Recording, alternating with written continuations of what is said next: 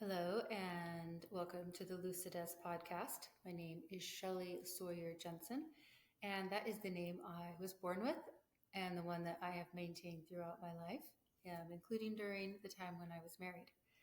So, the Lucidess podcast is a place where I explore everything. First of all, because I believe everything is related. So, you don't explore one thing without exploring all things. And also because I believe in this infinite, unbounded potential within each of us. And I'm a big explorer into life's mysteries, as well as a fellow seeker on the journey of understanding myself, finding myself, losing myself, recreating, transforming myself. So I invite you to explore with me on this journey. And I've been doing this podcast for about 2 years, but I've been doing audio only. So this is my first video. And I did a test video and I realized it sounds like I'm in a tin can. That's just how it's going to sound for now. I'm in my living room. It has a vaulted ceiling, and so it just echoes, and it's fine. It's fine. So, and this is why it's fine, because one of the things I've struggled with throughout my life is to be enough, to do it well enough, good enough, be enough, all those enoughs. And so this is not going to be enough for that part of me, and I'm going to do it anyway.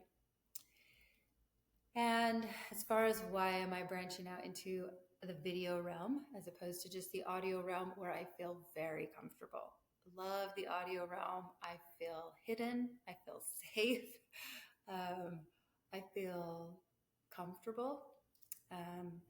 But recently I've had this nag inside of me that it was time to take a step forward with my podcast. I don't know what that means. I don't have a large podcast. What am I going to do? What's this big next step? And what happened was I was listening to a different podcast, has nothing to do with podcasting. And the host happened to talk about podcasting. And in it, he mentioned the value of having a video podcast to help your reach, to help grow the podcast. And also he felt to add a level of intimacy. I'm not sure about that or not. I do think there's a lot of intimacy in audio only, but here we are. No. So I heard that and I thought, well, that's all very well, but not for me. I don't want to do a video podcast. But it kind of kept nagging, like maybe, have you thought? And I thought, okay, well, if I were going to do a video podcast, what would I do it on? Like, I don't really have anything, you're supposed to talk about whatever you know a lot about or whatever. And I don't necessarily think that's true either. I think you can talk about things you know nothing about. You just say, I know nothing about this, but I want to know more. So I'm going to talk about it. So I asked myself, I'm like, well, if I were going to do an audio podcast, what would I talk about? Like, what do I know a lot about? And I thought, and I just kept coming back to this one word. And it wasn't the word I wanted. It was like the last word that I wanted. So I'm going to talk about something I don't even really want to talk about, honestly, because I'm tired of it. So there you go. And that word is ancestors. I have my degree in math, hardcore scientist, very logical. For many, many years, life was black and white. Atheist, dust. Just it's all dust after you die. And then I guess it was 15, 16, 17 years ago now when I started having experiences that led me to get a divorce and start on a spiritual journey, because there was nothing rational or logical about them. They could not be explained in any other way except that there's a mystery that I do not understand. And it's alive and well. And it had some plans for me.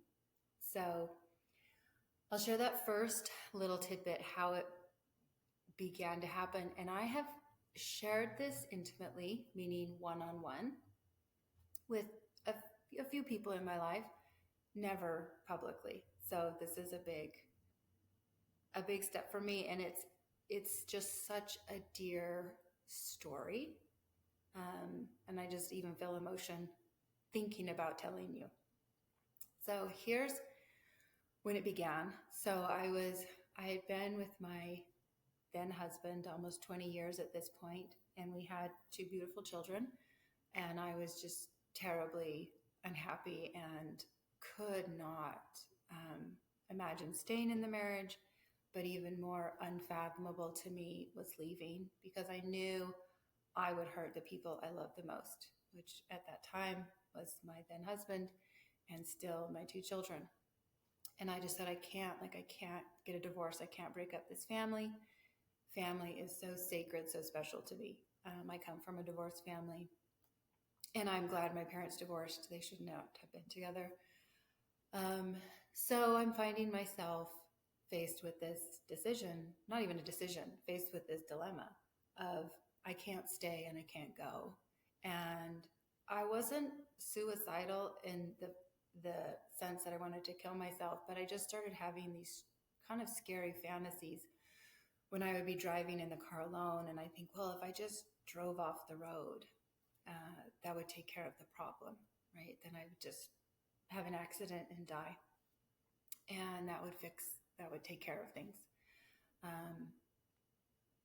And I knew that wasn't right, but there was no, it was a stalemate. It was a stalemate. I couldn't actually finish the game. I couldn't checkmate myself. I didn't know those words at the time either. I'll get to that later. So then one of my sisters, finds out she's going to have a child, and the child will likely has some kind of issues. She finds this out in utero, and the child likely will not make it to term. If the child does make it to term, they likely won't survive the birthing process.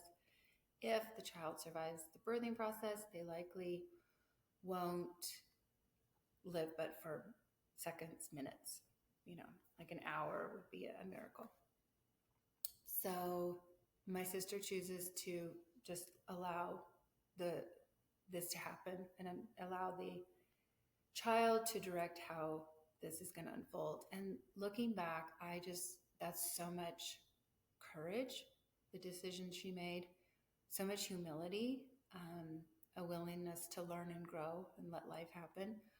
If I were in that situation now, I may choose the same, but then I definitely would not have chosen what she did. I was not in that frame of mind. Again, like atheist, logical, dust is dust, just let's make this clean and quick. So this beautiful little boy is born. He makes it to full term. He makes it through the delivery. And she had a natural childbirth. All very beautiful. And he's alive, and he meets his grandparents, and then the siblings are called in, and we get to come in the hospital room, and I have a brief opportunity to hold him because, we just minutes are just every breath is precious with this little baby. And my sister's holding him, and she said, will you please carry him like literally 4 steps? Will you please carry him 4 steps over to the chair where one of his grandmothers was sitting? And I said, of course. And so she hands me this little baby, and he was, all babies are just almost weightless. They're just so small, but he was especially small, and it was just felt like I was holding a cloud. And I have children of my own. I've held newborn babies, but just this little cloud. And I take those 4 steps across the hospital room. And by the time I finished the 4th step, I had lived years. I had the most profound experience with this little baby. And again, I don't believe in anything. I believe in dust, nothing. So I somehow, in the space of 4 steps, this little boy and I have a conversation. And I can hear him talking in my head. And suddenly when he's in my arms, he weighs nothing. Like I said, he's a cloud, but there's this enormous being. Like I can just feel this huge being of what he actually is. And I'm like, what is going on? And he said, look at me. And of course I am. I'm looking down at this tiny little beautiful baby. And he said, oh, it's still just, he said, every breath is precious. Look at me fight for every breath. And you could just feel his body. It was just like almost surging to breathe every breath. And he was just fighting like for every breath as though it were precious and priceless. And then the next thing I remember him saying is, "You need to live." And then that was I was even more taken aback. Like, it was one thing to express sort of the communal experience of life being precious, but then for it to be suddenly so personal, I was like, whoa, he knows like what's going on in me, that I don't really want to live. And he said, "You need to live. Your children need you." Um, and again, he must have said it like every other moment. Again, he said, "Every breath is precious. Every breath is precious." So I took I don't know, maybe another step. I don't know the timing of all this. And he said, "You need to get a divorce." And that was the checkmate that I didn't know how to do. And that was the beginning of my spiritual journey. There were a few more things I was told as I finished crossing the room and handed him to his grandmother. But those were the big parts, that every breath is precious, that I need to live, and that I need to get a divorce. And I couldn't see at the time why I needed to get a divorce. It took me many years. I've been divorced now for 15 years. And it took me a good few years to understand that I would never have been able to go on the spiritual journey that I'd been on in that marriage. There just wasn't room for that kind of exploration, discovery. If you're on or have been on or are thinking about going on any kind of spiritual journey, it's very messy, nothing tidy about it. And there needs to be a willingness to fall apart over and over, put yourself back together, learn, grow, be confused, be absolutely bewildered, and make decisions from a place of knowing that do not make sense in any shape or form. So that would be, I would say, my first, and that beautiful little boy, Eli Connor. I wasn't planning on doing this, but I would like to show you something that sits on my altar.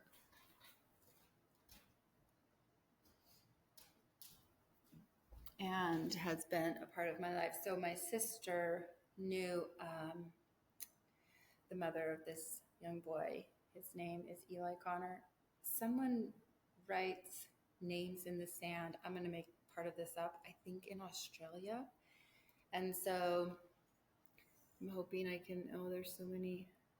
Anyway, hopefully you can see his name written down here. So this beautiful, so Eli Connor, I would say, is the first ancestor that visited me. And he visited me in physical form. I mean, obviously, I was in my arms. But he lived for, was either 83 or 89 minutes. It's just unheard of. Like, everybody got to hold him and be with him and really have some profound and amazing experiences before he passed. And that little boy saved my life. Like, I don't know that I would have been able to checkmate myself without that understanding that he sort of opened the door, that there was more to life than what I understood. And that was the 23rd of December. And I waited about 5 days before I wrote a letter and gave it to my ex-husband and just said, I need to leave. I need to end this marriage. No surprise to either of us. It had been terrible for a good 3 years. And both of us just kept saying, like, we were just going to try to stay together until the kids were 18, which we were 10 years shy of that. So we had it's a good long ways.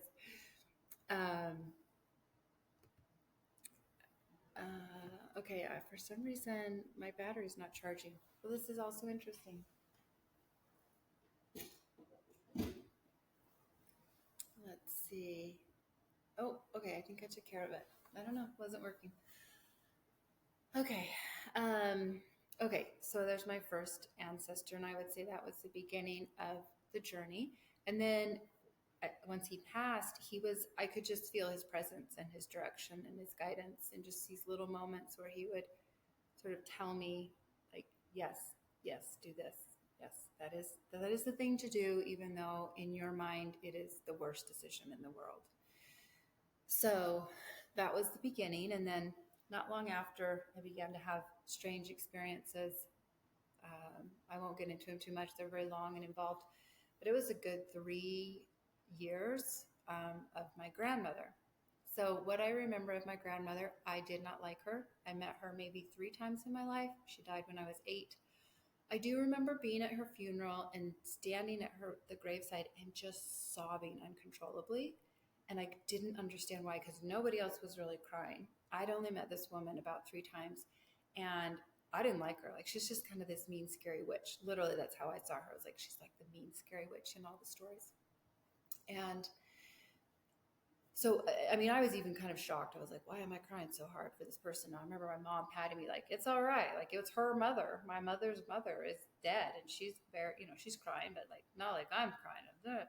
So suddenly, this dead grandmother that I don't even like is suddenly in my life. And like, that blew all kinds of things open, where she's again guiding me, directing me, like, and she was very forceful, where Eli Connor was such a kind, gentle, guiding spirit. And then my grandmother comes along and she's just gnarly. It's just like, I mean, if I just didn't do what she said when she said it, was like, grr. And these knowings would come sometimes in dreams. I'd wake up and be like, I've had a dream. I'd be like, oh my gosh, like what? Or sometimes I'd just be sitting there quietly and I would just suddenly know, like, this is the thing you do now. And so she just came in a very forceful, didn't really enjoy her very much those first few years. Now she's not around as much, honestly. It's very strange. So, okay, so this, we're going to jump all over. I'm sorry, this is how. So that began my journey with ancestors. Since then, I've done tons of ancestral stuff. I mean, I just can't even tell you all the different, like, quote modalities. And but you don't have to. I don't even have to go do a modality or of any kind of experiential thing. My ancestors are just like there always, always. I mean, it's just like my God could, okay, just enough, like enough. I don't. So I don't really have to try very hard to connect to my ancestors. They just connect to me when they need to, when they want to. I can obviously when I feel like it, but so okay, back to the present day and why I'm doing a video podcast. So I have a thought. Well, I know a lot about ancestors, which I just shared. That was the beginning. And this has just been 15 years of all kinds of ancestral stuff.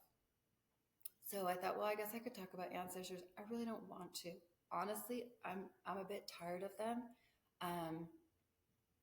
Because there's just some gnarly stuff there and I just get tired of it. I'm like, why are we always, I feel like we're always, always, always trying to fix some really serious stuff. And I'm like, where are the blessings? Where are the blessings? Like, where are the wonderful parts? Where are the wonderful parts? Why is just this always just hideousness?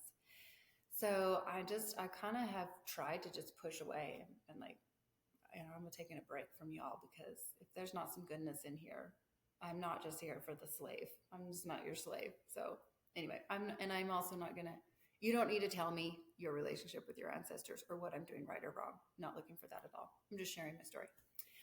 Because again, I just am being pushed to do a video podcast. So I am just fulfilling this ask. Yeah, so whatever. Take it for what you will. Okay, so I have this thing like, hey, you should do this video podcast, whatever. So a couple of nights, it's like mulling over in my head. 2 or 3 days go by, and then I have this really powerful dream. And I have dreams, lots of dreams. A lot of them are just, and I just can tell it's just like a mind dump. My mind's just like, where's that a dump? Some weird crap, whatever's going on. And then I have dreams that I'm awake in them. I'm aware, very much aware. I'm not trying to lucidly lead it in any way, but I am fully present, and I realize that this dream is an experiential dream that's here to show me, teach me, guide me something. So it's one of those, and I'm on a stage. I'm in a big, huge theater. I'm on a stage, not many people in the audience, they're kind of scattered about. And then I begin to realize, oh, the people in the audience are my ancestors. And there's a few clustered over here, a few clustered over here, a few over there, you know, I can kind of recognize them. And two stand out. And one of them is my dad. He passed away about 8 years ago. And then the other one, and they're not sitting together. It was very strange. The other one is my father's father, my grandfather. Not super close with him, didn't know him well. My grandfather, not super close with him, didn't know him well. My father was mostly estranged from him my whole life. I've got a whole story I've written about him, you know, caring for him when he died of Alzheimer's and our journey of healing. And my dad is like, I would say, just like my biggest cheerleader right now on the other, whatever side, whatever up or down side, side to side, whatever, wherever those energies are that we call ancestors, which I'll get into that in a little bit too. So I have an amazing relationship with my dad now. But I thought, so then I woke up, you know, I was in the dream and was just mostly just like seeing that I was on a stage performing something and my ancestors were out there. That really resonates with me. I think dreams sometimes are just going to use the mediums that we understand, which I often feel like all the world's a stage, that I'm here acting out my part as Shelley, and they're my ancestors and they're watching. And they're like, yeah, we see you. Great. Do your thing, right? You're here to do your part. But I thought, well, that's really weird. Not that I saw my dad, but my grandfather, his father, like just so prominent in the dream and so powerful. I mean, I just was staring at this man. I didn't know him really well. So not related at all to the grandmother I mentioned earlier, right? This is my maternal side, my paternal side. So again, this grandpa never really had anything to do with him. I wake up from the dream and I'm just kind of like, it's really strange, really interesting.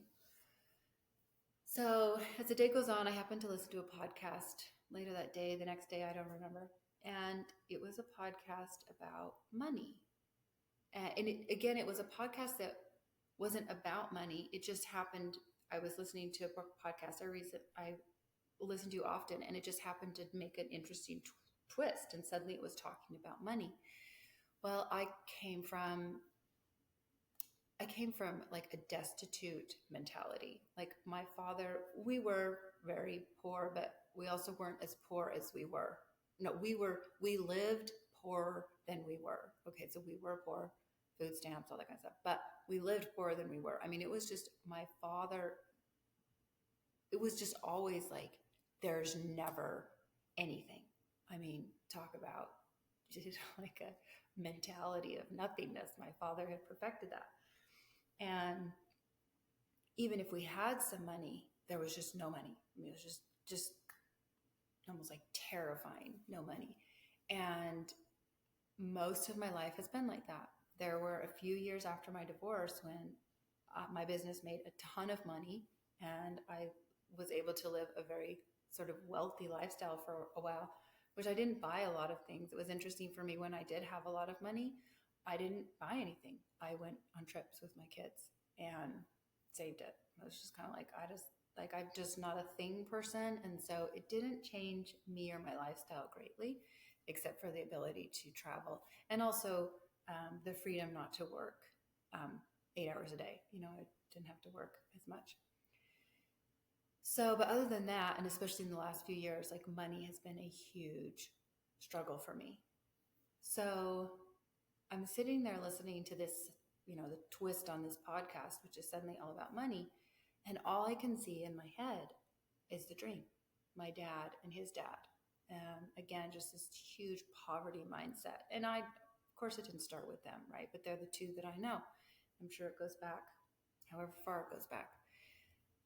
And I just thought, and this isn't the first time this has happened, where I'll have an issue in my life and suddenly I'll be led to an ancestor and whoop, there it is. They have the issue. And I just go, oh my God. I just realized, okay, I am being asked to heal this issue. Here's this ancestor that also needs to heal the issue. And sometimes that affiliation with them or that relating with them feels very supportive. And I'm like, thank you. Like, let's do this. Sometimes it feels like they're dragging me down and I almost like sever myself from them. And I'm like, no, like, I don't know what you're doing wherever you are, but your energy is not helping me. So, no, like, you can do your healing on your side, and I'll do my healing over here best I can.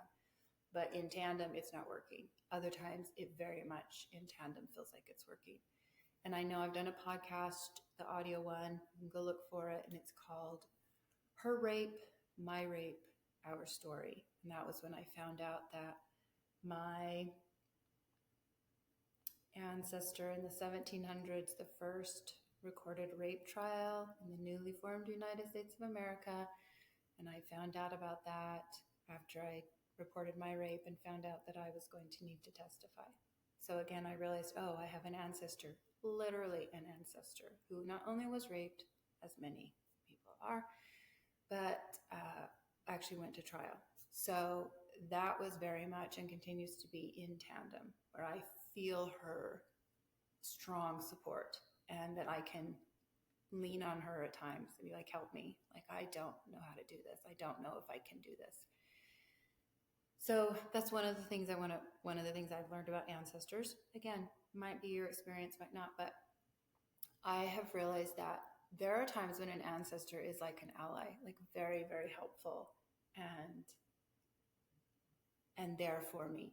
And there are times where I'm like, you're not good. You're not helping, and I need to sever, which I find interesting, meaning there's not like one kind of ancestor, I guess is what I would say. Okay. So then I'm listening to this podcast, this money podcast, and seeing my dad and my grandpa, and I'm like, oh, is that what I'm moving toward in my life now, is healing my own intergenerational issues with money.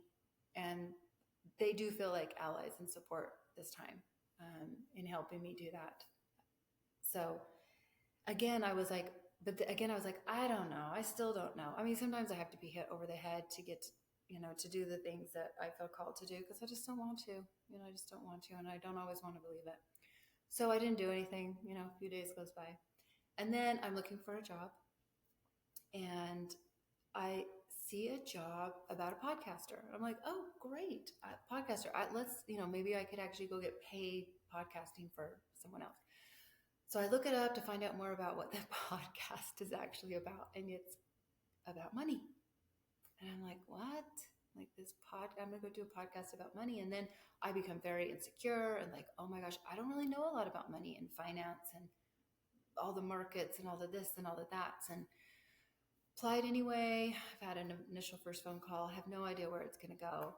But again, I was just like, just weird, this weird that now I've applied for a job at a podcast where we have, guests on where we talk about money. Okay. I still don't do anything about this video. This is all about this video, what it took to get me to sit down and do this freaking video. So then I'm just like, I don't know. It's all just weird. I don't care. And then again, I happen to turn on.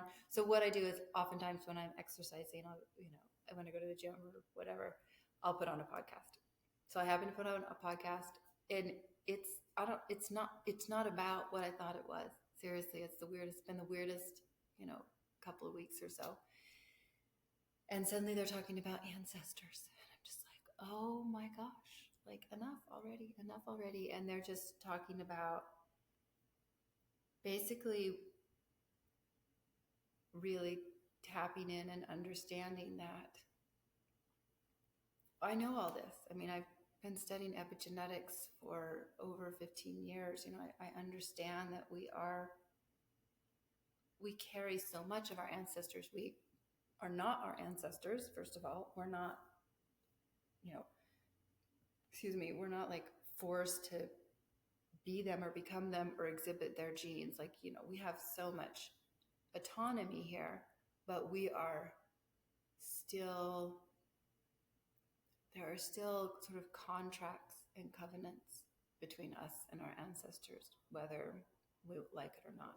That's kind of my thing. So then when I listened to that one, I thought, okay, enough messages. I will sit down and I will do a video podcast about ancestors. I don't even know what I'm going to say. I have planned none of what I'm saying here. I literally have this thing where I scribble down He's 5 words: ancestors, dreams, money podcast, job, and the ancestor podcast. So that's what got me here. Okay, so this is what I would like to tell you about ancestors. None of it's true. None of it's false. It's just my experience. And maybe there's some insight for you. The first thing I would say, I'm going to be telling a couple more stories to explain ancestors to you. So I explained my first experience literally with my nephew, holding him, having him suddenly speaking to me. Don't believe any of it. And then my grandmother, again, very different experience with her than the first one, just very different personalities, and the way they communicated with me was very different. But then in there, one of the next experiences I had, I would go trail running up into the mountains. And during this time, there was a place where I'd get up, and there's this like beautiful meadow. And when I would get up there, I would stop, and nature for me has always been, my cathedral. And I would stop, and I guess today, now I would say maybe I pray or I bless. Back then I would say I just talk, same thing for me. So I would just talk, just say things to nobody. I was just talking to the trees, to the grass, to the sky, to nobody, to myself, just kind of say something. But it became a place of communion for me, I realized, because I would pause and stand there quietly until I felt any words that wanted to be spoken, and then I'd speak them, stand there, and then I'd jog back down the mountain.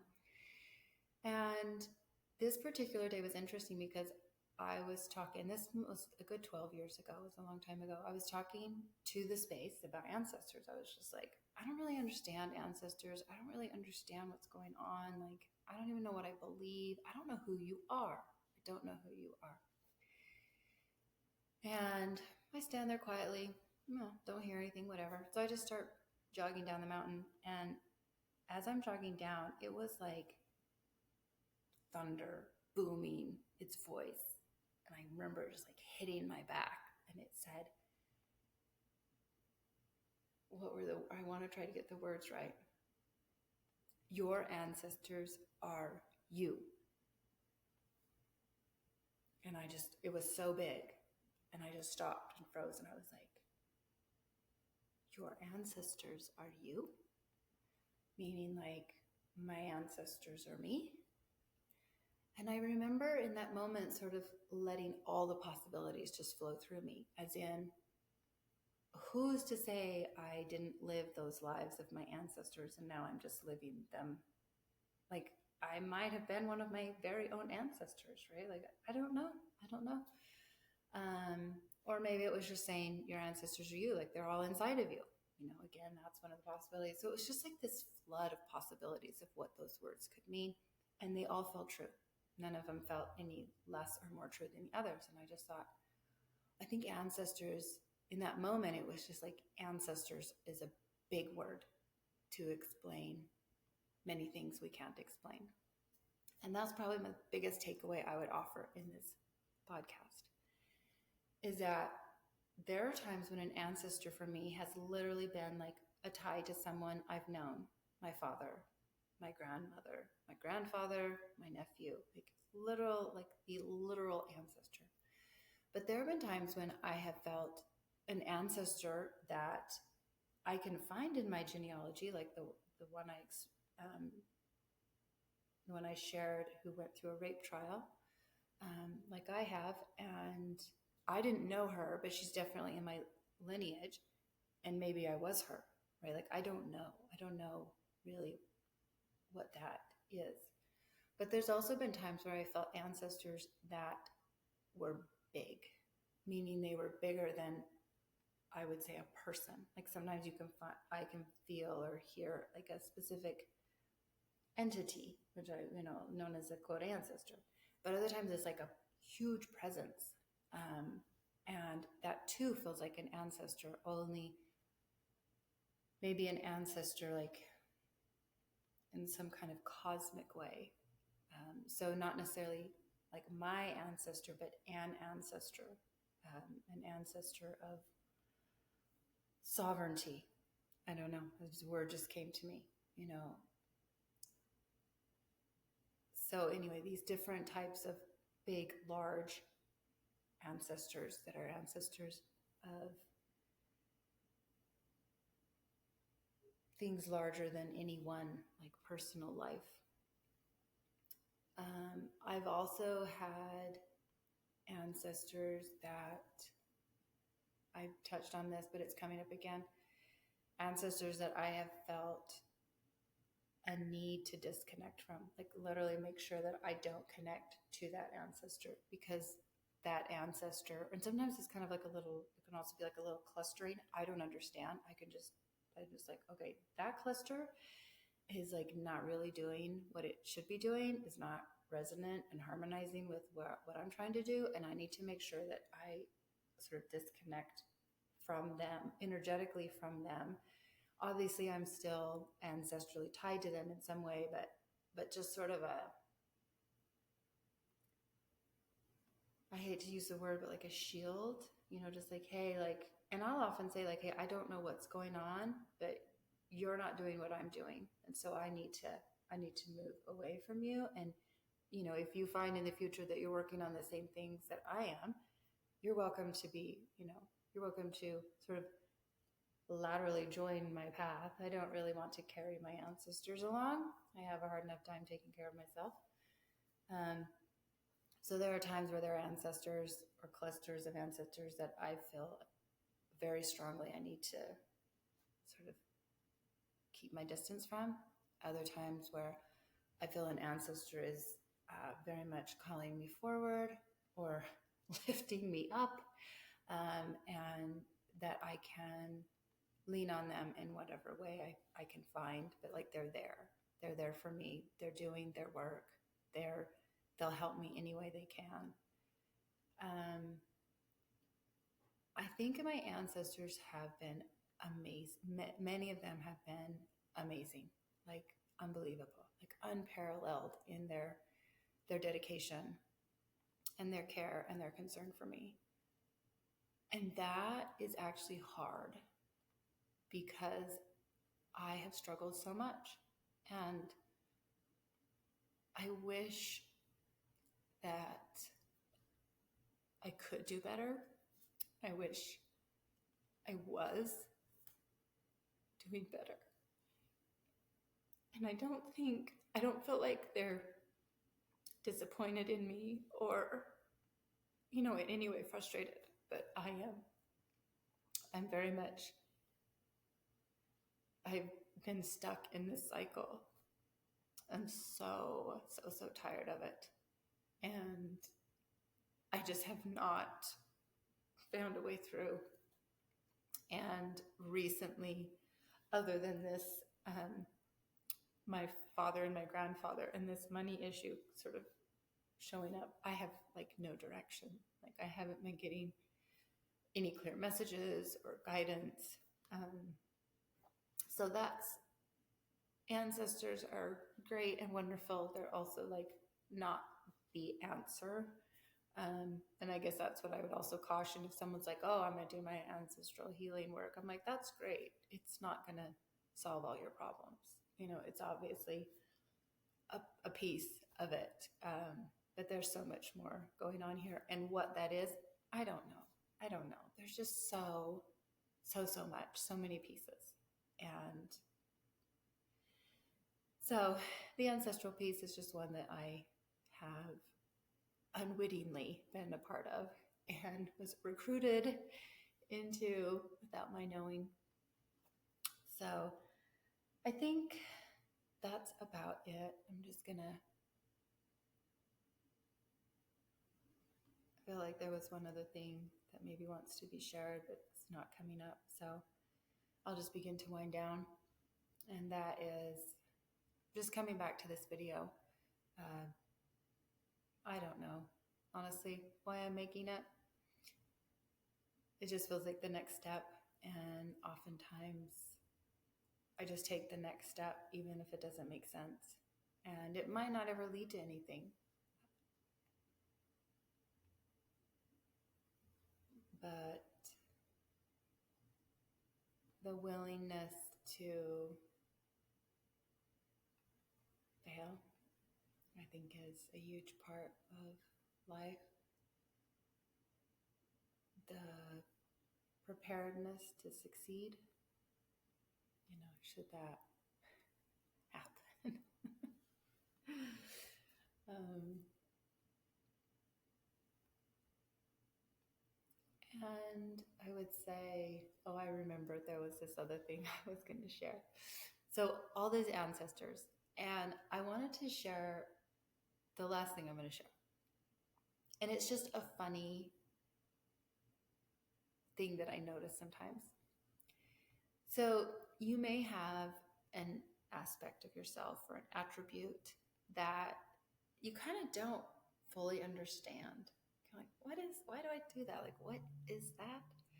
So there's this part of me, and I've begun more and more to be like, that isn't really me. Like, I have some ancestor that's very, very forceful inside of me, and it's like, it's very expressive, very expressive.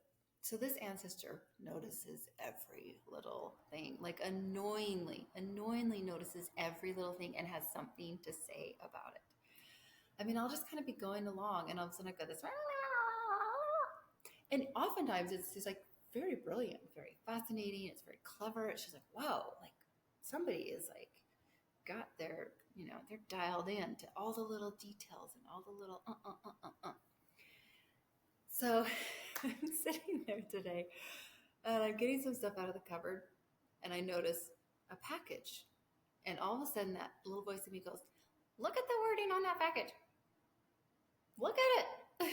And it kind of laughs. It thinks it's quite clever and funny. And I get the joke. I'll get there. I'm going to tell you what it says in just a minute. But first I need you to understand the opposite. Because I got it because it's in my head and I've heard this voice for a long time. So I got the joke really quick. You might not get it, so I want to help you out. So we often see packages for food and it says finely ground because it's finely ground flour, finely ground pepper, finely ground whatever. Oh, whatever, finely ground. And the word ground, right? It's past tense. It has been ground. It's already done. Okay. So the wording on this package at the top in big letters, I'm not going to tell you what it was. It was food source. It says medium grind. And then a little voice in me laughed like, oh, would you like a medium grind with that? So again, this is sort of that moment where you realize it's more than me in here. Like there are these other little things that want to chip up and say like, hey.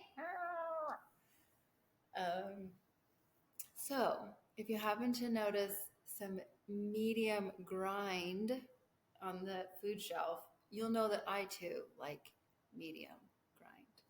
So anyway, it has been honestly way more delightful to share this with you. I don't even know how many days it's taken me and how much I've gone through just to get here and just set this dumb thing up and share. So it doesn't matter if anybody or nobody watches this. I did what was asked, and I hope to keep trusting that voice and finding my way.